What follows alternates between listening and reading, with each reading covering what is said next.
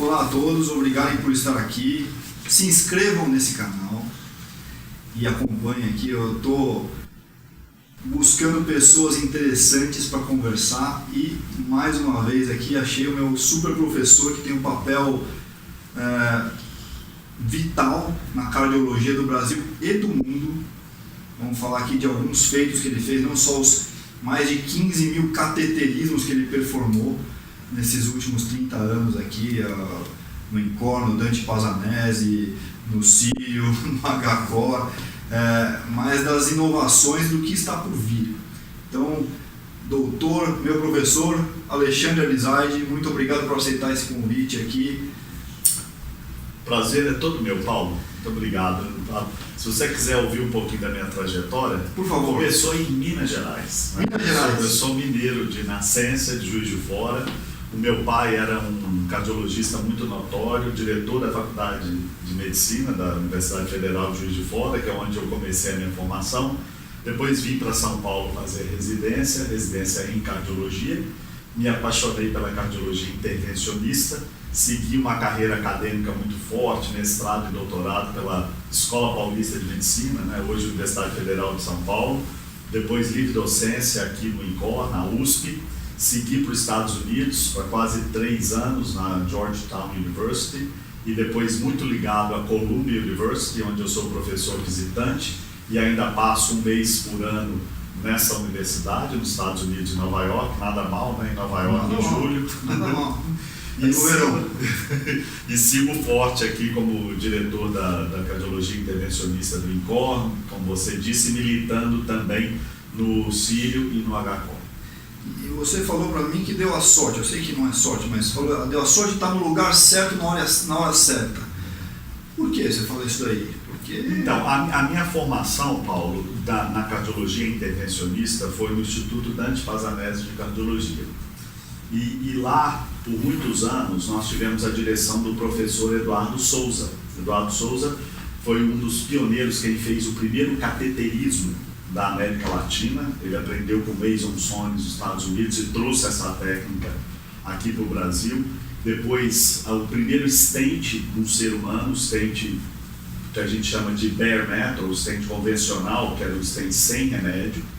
Isso foi em 86. E depois, em 99, ele implantou o primeiro stent farmacológico do mundo.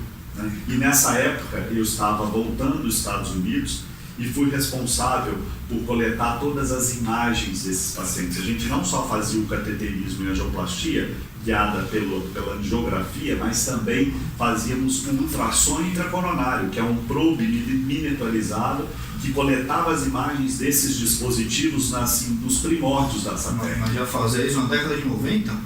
Final de 90, foi em dezembro de 90 e em janeiro de 2000. Então, hoje, 23 anos do primeiro stent farmacológico implantado no ser humano. E depois foi uma explosão, Paulo?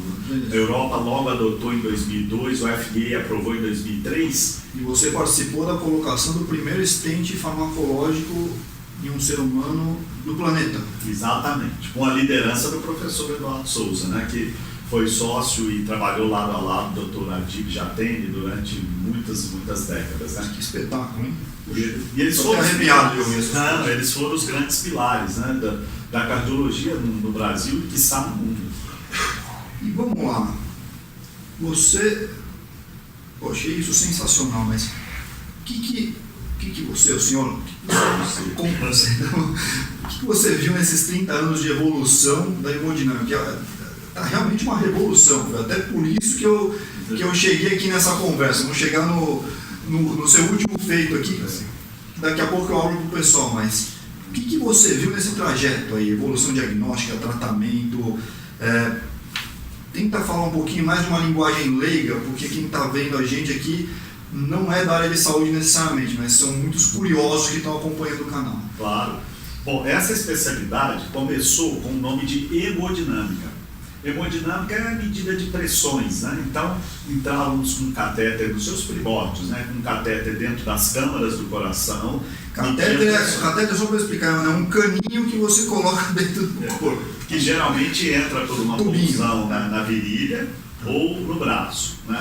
Aí chega no coração e fazia as medidas de pressão e depois injetava contraste para mapear, principalmente naquela época, os defeitos congênitos do coração.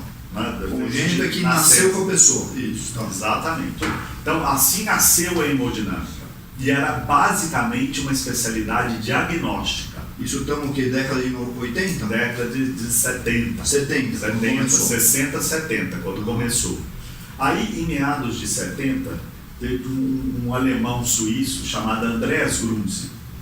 Ele fez a primeira angioplastia no ser humano. Quer dizer, um balãozinho que ia por via esses caninhos, o catéter, que chegava nas artérias coronárias e dilatava aquela placa de gordura com o balão, permitindo que o sangue passasse com uma fluência. Estava estreito, ele ia lá com o catéter e fazia isso, dilatava. Exatamente. Então abria o vaso, aí começou a especialidade terapêutica. Antes era só diagnóstico, aí começou a tratar. Isso. Aí o nome até mudou um pouco, de hemodinâmica para cardiologia intervencionista. Porque nós passamos a intervir de uma maneira para tratar, terapêutica, né? Então, aí começou toda a era da intervenção, né?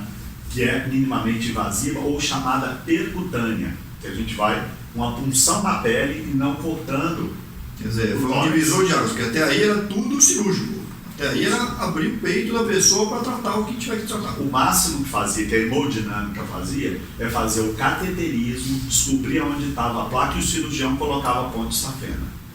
Então, a especialidade revolucionou para a terapêutica. Aí, depois disso, o que aconteceu? O balão foi uma novidade fantástica nos anos 70. Né? Foi uma opção menos invasiva para tratar a doença obstrutiva das coronárias. Anos depois, né, eu diria que em torno de 15 anos depois, em meados dos anos 80, aí surgiu o primeiro stent. Por quê? Porque o balão, como eu disse, tem um efeito de abrir a luz do vaso, empurrar a placa de gordura, mas veja bem, ele não extraía a placa e muitas vezes era difícil segurar a placa na parede do vaso. O stent teve esse papel, um papel mecânico de não só desobstruir, mas segurar a gordura atrás das hastes do stent, que era os fiozinhos de metal que ampliava a luz do vaso e segurava a placa. Então o balão ele abre e depois você tira o balão. Só que aí poderia voltar a fechar. Né? O stent abre e sustenta. Você coloca uma armação de metal lá e não deixa fechar. Exatamente. Só que é um corpo estranho. Está colocando um corpo estranho. Não deixa de ser um corpo estranho que pode ter alguma reação cicatricial, né? E aí, nessas que a gente chama da segunda revolução da cardiologia intervencionista, que foi a introdução dos stents, vieram com algumas limitações que você já acabou de mencionar, né? Então, ela cumpriu o seu papel de restaurar a luz do vaso, mas ela provocava uma cicatrização que é como se fosse um queloide dentro do vaso, que a gente chama de uma maneira técnica de hiperplasia intimal, que células que migram da parede do vaso para cicatrizar, só que elas acham que, olha, vamos continuar mandando, e aí podia reobstruir a luz do vaso. Com isso, mais uns 10, 15 anos depois, como diz, no final dos anos 90, chegaram os stents com remédio, que vinha como se fosse com a colinha, que a gente chama de polímero, que envolve as hastes do stent e libera remédio para a parede do vaso, de tal forma que essas células não vão migrar de uma maneira tão intensa. Não vai dar esse queloide que você falou, esse tecido de cicatriz que pode ele mesmo fechar a luz, não é mais colesterol, mas o próprio tecido vai fechar a coronária. E cicatriza de uma forma muito mais amena, né? Que é importante ver umas células para carpetar aquele corpo estranho. Sim. E aí reconhecer como dele, isso é ótimo. Mas quando essa célula vem de uma quantidade muito grande, ela pode querer fechar a luz do vaso. Então, por isso que o remédio fez esse papel. E aí, nós introduzimos a terceira revolução da cardiologia intervencionista: o balão, o stent e o stent farmacológico. Que esse foi o primeiro do mundo também, onde você participou. Do Dante Pazanese com o professor Eduardo Souza. Ele foi um grande pioneiro e, como eu disse, eu tive a sorte de estar naquele momento e não só presenciar o seu testemunho, mas de uma forma ativa poder fazer todas essas imagens e publicar. E aí foi um boom, né? Eu nunca viajei tanto na minha vida daqueles 5 anos subsequentes à introdução dessa técnica. Porque com a aprovação na Europa, nos Estados Unidos, eu lembro, Austrália, Japão, China, todo canto do mundo, eu lançava naqueles países a introdução dessa nova técnica, porque a gente fez os primeiros 30 pacientes do mundo, né? Então foi o follow-up mais tardio de todos. Conseguiu passear também ou só trabalhou nessa? Olha, eu vou te contar, passear foi difícil, porque nós chegando já tinha outra viagem e veja bem, recém-casado, nascendo meu 3º filho, então foi um desafio grande. Então, parabéns para sua esposa também, que também é médica e cardiologista, por isso que eu acho que ela entendeu a dinâmica da situação. Que legal. E que mais? O que você viu de próximo passo? Vamos lá, estamos falando só de stent, mas hoje a coisa está evoluindo mais ainda.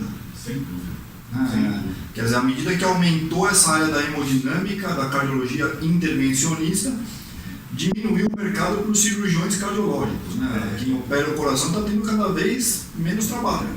E eles têm que ser cada vez melhores, né? Porque, como eu disse, em torno de 20% dos casos que têm obstrução coronária vão para a cirurgia.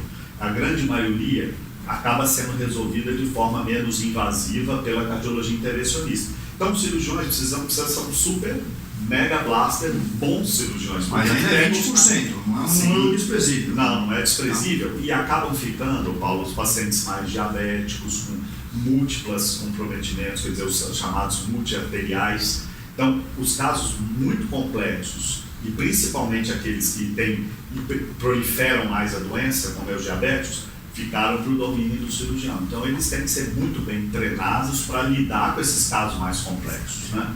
Então, eu acho que esse é o cenário hoje da doença coronária. Mas nós caminhamos muito agora para as doenças valvares, né? Então, na sua área, por exemplo, que são idosos, você sabe que 5% dos pacientes acima de 75 anos já tem um grau de estreitamento na válvula aórtica, pelo depósito de cálcio. E desses 5%, metade tem sintomas muito limitantes. E um octogenário para uma cirurgia de céu aberto, abrir o tórax, esquece. A mortalidade muito alta. E a paciente mais idosa lá do Círio foi minha, viu? 94 anos, que abriu a válvula aórtica. E você tem cabeça boa, porque não ofereceu uma qualidade de vida melhor. O divisor de águas foi isso, tem a cabeça boa, vamos preservar aí, e viveu, viu? Óbvio, dar mais alguns anos com qualidade de vida, né? Que é a nossa função também como médico. Então, caminhou muito a cardiologia, agora a cardiologia intervencionista, né? Não mais hemodinâmica, também teve um papel, está tendo um papel muito importante no tratamento das doenças valvares, que também era um domínio cirúrgico, né? Então, veja que hoje a estenose aórtica, a grande maioria dos casos, principalmente em pacientes mais idosos com alto risco cirúrgico, a gente consegue resolver com a chamada TAV, né?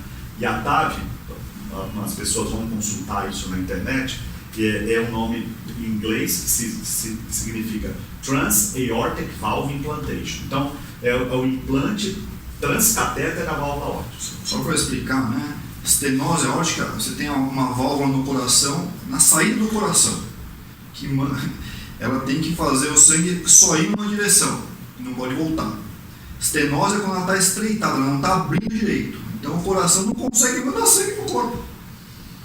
Então, se a pessoa solicita o coração e não manda sangue para o corpo, a pessoa ou desmaia, ou tem um infarto, dor no peito, né? Falta de ar, ciência cardíaca. Ou tem falta de ar. Porque a bomba que está atrás da válvula não consegue mais. Faculdade, os 3 Ds, né? Dispneia, dor torácica e desmaio. Os 3 Ds da válvula. Começou a ter isso, ou opera, ou em algum momento ela vai vir a falecer, né? Em um futuro próximo. Então antes, rachava o peito. Agora, faz um cortinho na virilha. Olha que interessante isso daí. Né? Talvez para quem está na área de saúde já saiba isso aqui, mas para o público leigo, isso já tem uns 10 anos e não é? Eu lembro quando foi lançado. O primeiro, na verdade, foi feito na França por um médico francês chamado Alain Crier. Foi há 20 anos. Mas aqui no Brasil, a aprovação foi em torno de 10, 12 anos atrás. Nós fizemos a primeira prótese aqui no Brasil, ainda num ambiente de pesquisa, há mais ou menos uns 15 anos, foi em 2008. Então, 15 anos que a gente trouxe a TAV para o Brasil, mas só agora, depois de 15 anos, é que começou a aprovação pelo SUS, né? E as outras 3 válvulas também podem ser abordadas por cateterismo. Sim, esse estreitamento na válvula mitral, que é aquela válvula que está dentro do coração, que comunica o átrio para o ventrículo, né, as 2 câmaras, ela, quando tem estreitamento, a gente já fazia um balão, né, a valvoplastia mitral. Sim. Agora, a insuficiência mitral, que é assim, bem prevalente, né, Paulo? Porque toda doença do músculo do coração retrai os papilares, que a gente chama que são os músculos que seguram a válvula mitral, e acaba permitindo o refluxo, o retorno do sangue. O retorno do sangue para o átrio vai afetar o pulmão. Então o paciente também sente falta de ar, sente cansaço, e às vezes tem o que a gente chama de edema agudo de pulmão, que é acúmulo de sangue e de água dentro do pulmão. Então é uma situação grave também, que hoje nós temos uma solução para aqueles pacientes que são alto risco para cirurgia, que se chama MitraClip. Uma paciente minha fez. E você sabe como é que a gente faz isso de uma forma percutânea? A gente entra pela veia. Pela veia, mas nem pela artéria. Aí tem uma outra veia que está dentro da femoral, que chama veia cava inferior. A veia cava inferior cai no átrio direito, a gente faz uma punção do átrio direito para o átrio esquerdo. Atravessa o coração e coloca por lá. Olha que ponto chega. É um clipe, aproxima os folhetos da válvula. Isso já é uma realidade aqui também. O próximo desafio é a válvula tricúspide, né, que é a válvula do lado direito do coração. Que já tem também. Eu estive no congresso, eu sou um geriatra curioso. Eu fui no congresso de cardiologia semana passada e fui no de neuro na semana retrasada, né? Estava falando aqui. Mas eu vou todo ano nesses aí. E eu assisti uma sessão falando especificamente do coração direito, abordagem da válvula tricúspide. Fiquei impressionado. E era a chamada válvula esquecida. Tem mais recursos até para tricúspide do que para mitral. Na verdade, a mitral está um pouco mais avançada no nosso país, porque já o MitraClip já tem uma aprovação de mais ou menos uma década. E agora tem uma versão do MitraClip chamada TriClip, que é para clipar a válvula tricúspide insuficiente. E temos uma outra solução já aprovada no Brasil, que a gente coloca 2 stents com valvulados na cava superior e cava inferior, aliviando um pouquinho essa válvula que está do lado direito do coração. Está caminhando muito, né, Paulo? Não, sensacional. E fala para mim, isso que me motivou mais ainda a falar com você hoje. Inteligência artificial. Como é que isso está sendo empregado na sua área? Bom, um dos objetivos maiores da gente adotar a inteligência artificial na cardiologia intervencionista é otimizar o que a gente faz e tirar ao máximo o erro humano, o fator operador, né? Então, eu vou dar um exemplo clássico que também já é uma realidade no nosso meio. Depois que a gente implanta o stent, como que você tem absoluta certeza que o stent está bem implantado no lugar certo, bem expandido, com as hastes apostas à parede do vaso? Nós precisamos de uma imagem além do luminograma, que é o contraste que a gente faz no cateterismo. Então nós temos hoje um dispositivo, uma ferramenta de imagem, que se chama OCT, que é Optical Coherence Tomography, tomografia de coerência óptica. Nada mais é do que um catéter muito fininho, um pouquinho maior que o seu cabelo, que tem um probe na pontinha de infravermelho. Então ele capta essas imagens com uma precisão fantástica, fantástica. E com isso, com a inteligência artificial aplicada a esse aparelho, no software do aparelho, assim que você captura essas imagens, ele te fala exatamente se o stent está bem expandido e qual a chance desse paciente voltar com recorrência dos sintomas ou recorrência de algum problema dentro do stent. Porque foram milhares de informações que a gente processou e deu para essa máquina. Isso foi feito aqui. Nós contribuímos com imagem, mas isso é feito a nível mundial. Você imagina quantas imagens que o computador teve que receber para processar a imagem e correlacionar com eventos clínicos. É uma coisa gigantesca, né? Então, como é que foi a sua participação nesse projeto? Então, primeiro, fornecendo dados, né, de muitos pacientes que a gente trata, faz essa imagem e manda para uma central. Mas mais do que isso, nós fizemos o primeiro caso aqui no INCOR, né, uma questão de alguns meses atrás, já aplicando essa tecnologia. O primeiro caso nossos do mundo. Não, primeiro da América Latina. América Latina. Isso já tem nos Estados Unidos já de algum tempo, é quem processou isso e quem introduziu é uma companhia chamada Abbott, que produz um catéter de OCT. Então isso é uma colaboração público-privada, uma colaboração que pioneirismo aqui, muitos parabéns. centros. Parabéns mesmo. A gente aperfeiçoando o que a Sim, gente já sim, faz sim. a rotina, né? Eu ouvindo muito. E o que você espera para os anos que estão por vir? Aí? Vamos lá. O que você acha que é o futuro da cardiologia intervencionista? Minimizar mais ainda a intervenção cirúrgica, ter que abrir o peito e ampliar mais ainda a sua área. Isso? Procedimentos cada vez menos invasivos, né? Aham. Com punções, sem cortes. Eu acho que a gente já caminhou muito na doença coronária. Agora, tudo que a gente introduziu é fazer com mais perfeição e com mais previsibilidade de eventos. Então, a inteligência artificial na imagem para guiar um implante de stents é um exemplo. Nós comentamos muito sobre os tratamentos das doenças valvares minimamente invasivos, cardiopatias congênitas, os defeitos de nascença do coração, muitos deles, por exemplo, comunicações entre os dois lados do coração, entre os dois ventrículos, no átrio, a gente já fecha com o dispositivo. Pacientes que têm arritmias crônicas, como por exemplo a fibrilação atrial, que o paciente depende de usar anticoagulante o resto da vida, porque pode acumular um trombo e soltar para a cabeça. A gente tem como fechar o apêndice atrial. Estou estudando, hein? Estou acertando todas Acertando tudo. Também você tem todos esses pacientes no seu consultório.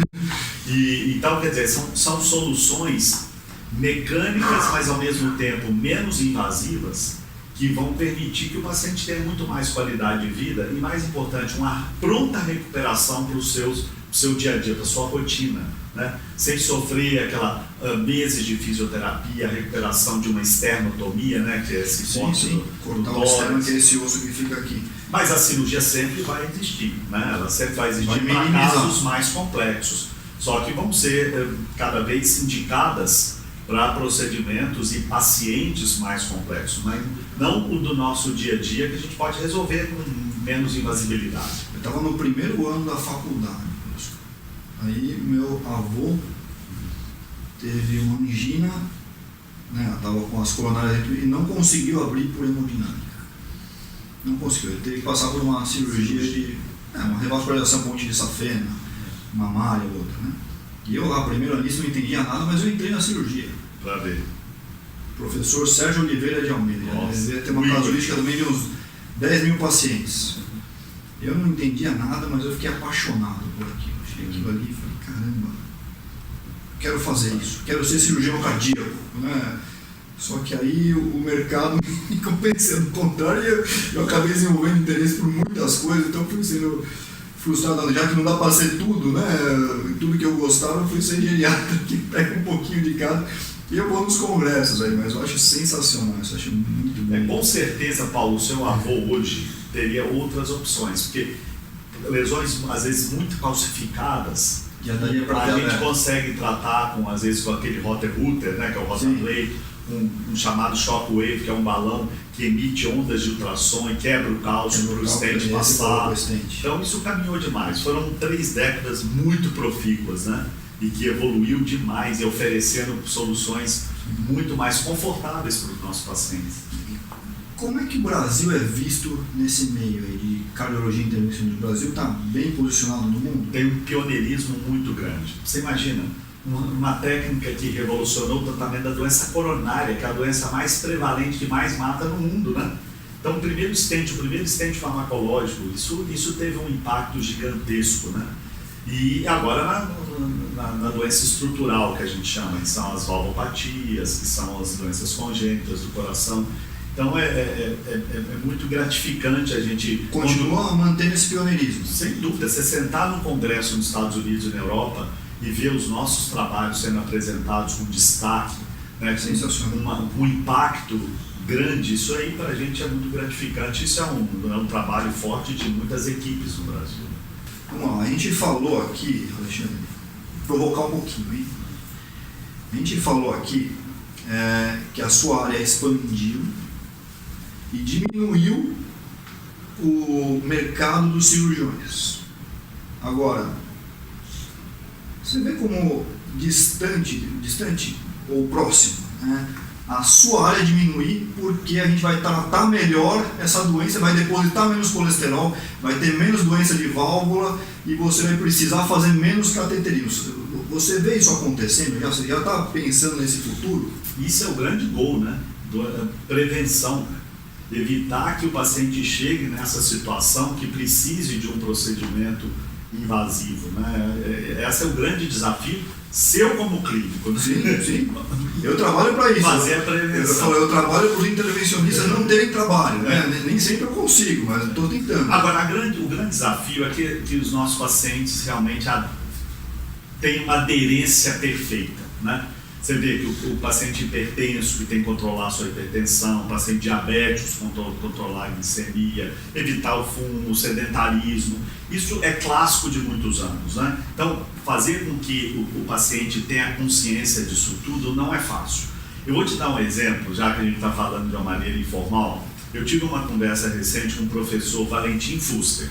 O Dr. Fuster é um ícone da cardiologia clínica. Ele tem inclusive uma cidade inteira na Espanha que ele aplicou prevenção desde a infância e começou a ver os resultados disso a longo prazo quando a educação vem da escola, né? Porque você pegar uma pessoa de 40, 50 anos que já tem todos esses vícios, que são todos gostosos, né? Não tem nada ruim em comer picanha, estilo de vida ocidental. Claro, é tudo ó, bebida alcoólica sem muito limite, isso tudo é muito bom, né? E aí, aquela conversa do cardiologista com o seu paciente: olha, se você continuar fazendo isso tudo, você vai morrer mais cedo. Aí o paciente fala assim: doutor, mas tudo bem, eu aproveitei a vida inteira, vou morrer uns aninhos mais cedo, tudo bem, eu quero continuar essa qualidade de vida. Aí ele fala uma coisa que toca no paciente, fala assim: olha, mas você pode não morrer, mas você pode ter um acidente vascular cerebral, você pode ter um AVC, e esse AVC vai deixar você mutilado, você vai continuar vivendo dentro do seu corpo, sofrendo uma carga de trabalho, de aborrecimento para a sua família inteira. Então, não é só morrer, é você ter um infarto que vai te levar a um câncer. O problema não é você morrer, o problema é você não morrer. É o que eu falo depois de ter morrido. Aí o paciente para pensar, fala, puxa, realmente, isso é ruim. Esse é o problema. Então é isso, é o acúmulo de cálcio na coronária que pode ser evitado, o acúmulo de placa. As pessoas me perguntam: mas eu preciso de tanto remédio? Eu falo: olha, a maior parte das vezes a gente toma remédio para compensar um estilo de vida inadequado. Você vai levar uma vida totalmente saudável o tempo todo, aí talvez a gente não precise de tanto remédio. Mas aí ele fala: é o equilíbrio, né, Paulo? É o equilíbrio, né? Equilíbrio. Ninguém vai falar para você: olha, não faça isso. Em algum momento você vai cruzar essa linha e você vai estar desprotegido e sujeito a um depósito de colesterol, o que for, né? Enfim, é assim que eu vejo. Mas isso pode acontecer, é claro que isso vão demorar muitos anos de conscientização, é atingir o público na infância, de fato, é uma mudança cultural. E, eventualmente, é isso, cada vez mais os métodos menos invasivos vão substituir a cirurgia, os métodos diagnósticos, por exemplo, a angiotomografia vai substituir o cateterismo e, eventualmente, isso tudo vai ser substituído por uma multipílula que vai resolver. A medicina vai mudar. É claro, é a ordem natural, então não tem essa reserva de mercado. Olha, eu estou preocupado que um dia eu vou deixar de fazer cateterismo e outros métodos vão substituir, ótimo.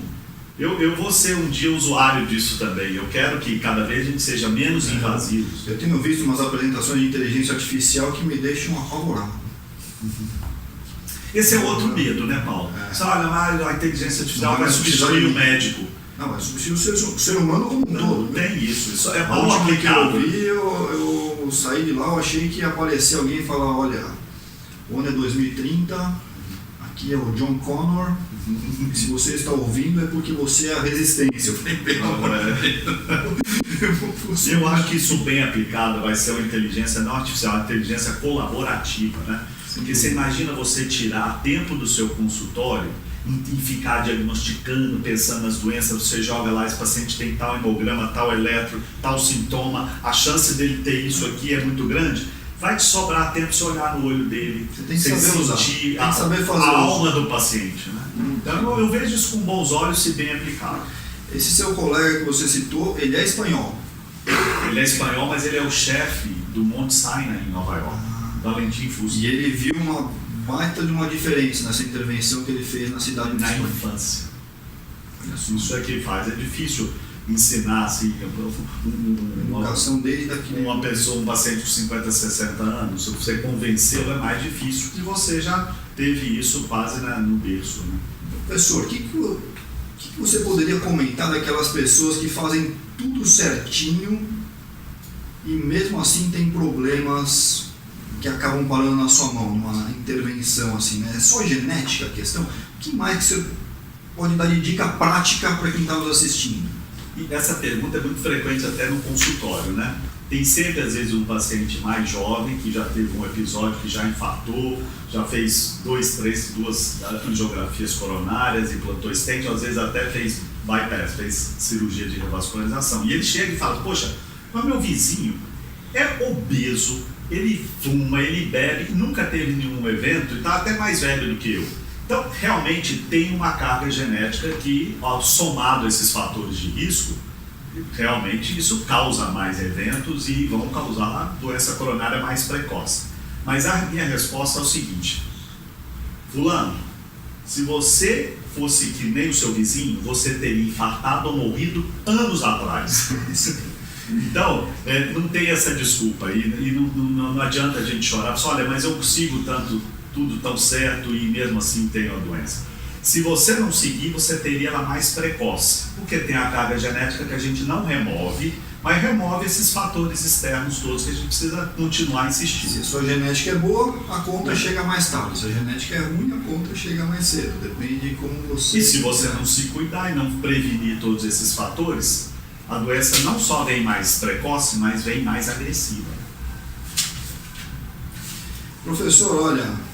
Que prazer falar com o senhor. Muito obrigado, gostei muito da conversa. E obrigado não só pela entrevista, mas pela contribuição que o senhor deu pela medicina mundial, pela cardiologia e até ajudando a gente a chegar mais longe. Muito obrigado mesmo, de coração. Ainda tem muita tarefa a ser cumprida, né, Paulo? Ainda tem muitos desafios, a doença continua, a doença coronária, a doença valvar, então a gente tem que sempre se esmerar aí para trazer novos dispositivos, novas soluções e humildemente eu acho que assim, não fiz nada perto de tanta coisa que ainda está por vir, por fazer. Te agradeço a oportunidade mais uma vez. Vamos abraçar mais e mais desafios aí.